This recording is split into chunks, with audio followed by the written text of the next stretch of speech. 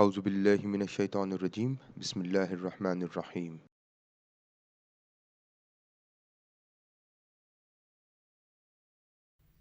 In the last session, we discussed how to report a basic measurement model with all lower order constructs. Now, before we move on and try to assess higher order constructs, as we have in our model like this is a higher order construct and this is a higher order construct. Now, before we move on and do higher order construct validity, we need to understand that higher orders in SmartPLS can be reflective or formative. Now, in order to better understand the difference between reflective and formative constructs, this particular session is dedicated to understanding the difference between reflective and formative constructs. Now, for now, we have only assessed the reflective constructs. Now, look at this here. What do I mean by reflective? Look at the arrows. The arrows are pointing from the latent construct to the indicators.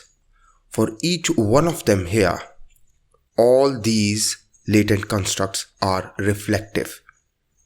So these items here, the arrow is pointing towards these items. So the latent variable is reflected in these items. This latent variable reflected in these items. This latent variable reflected in these items, and so on and so forth. There may be a situation opposite to this, whereby these indicators form this latent variable. And in that case, this becomes a formative latent construct. This could be at the lower level and at the higher level. Now, when we have got formative constructs, the analysis, the validation is slightly different. We do not validate the formative indicators as we have done with the reflective indicators. There are other ways to do it. Now, let's discuss the concept of formative constructs. Formative constructs. Reflective versus formative's higher order construct. Now, before I move on to assess the higher order constructs, as I'm going to do maybe in the next session, it is significantly important that the differences between reflective and formative constructs are discussed. However, this discussion is going to be brief because I already have a detailed video on the channel. The link will be shared in the description. You might watch this brief discussion, or for detailed discussion, you can click on this link in the description. Now, we all know this is my latent variable, CSR, and these are the indicators. And this arrow, each of these arrows are pointing towards the indicators.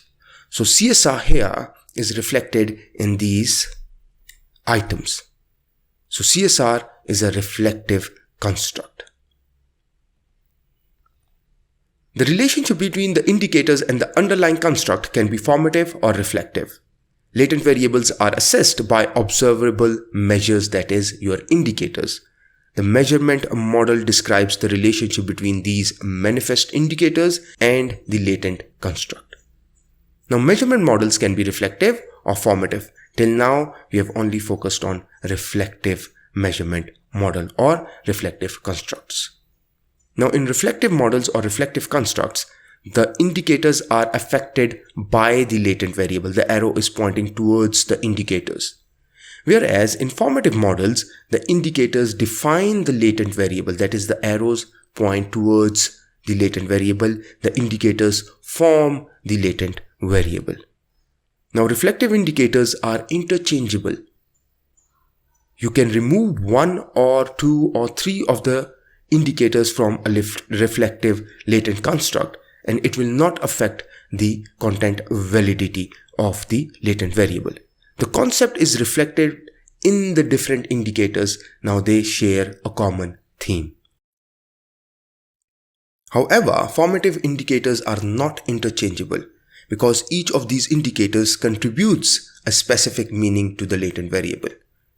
In the reflective indicators, they are interchangeable because they share a common theme, that is the latent variable. In the case of formative model, it is the other way around. a change in the indicators results in the change in the construct under study. In a reflective model, the latent construct exists in an absolute sense, independent of the measures. Now, the latent variable will exist independent of its measures. You may remove one or two measures, but the latent variable will still be there. Now, since the indicators are used interchangeably, even with the deletion of one of the indicators, the latent variable will still be there.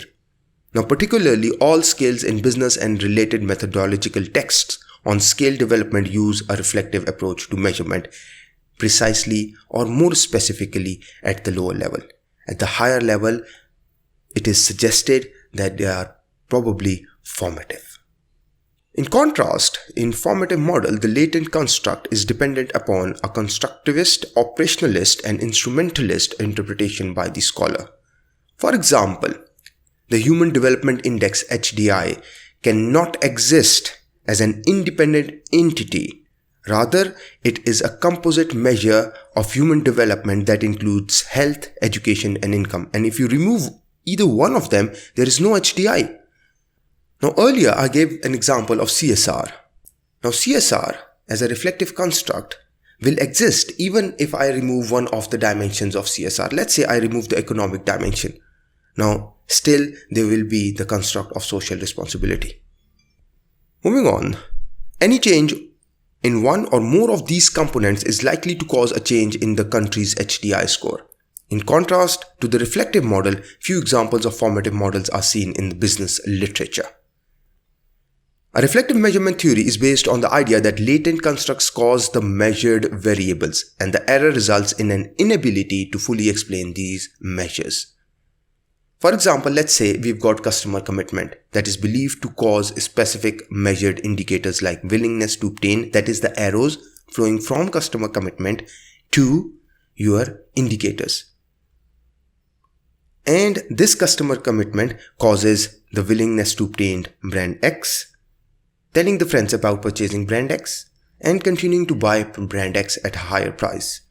Now here commitment can be expressed through different ways. Even if you delete one of these indicators like willingness to buy brand X, the concept of customer commitment is still there. You can say customer commitment is still measured using telling friends about brand X and continuing to buy brand X at a higher price. Now, even with these two indicators, you can measure customer commitment.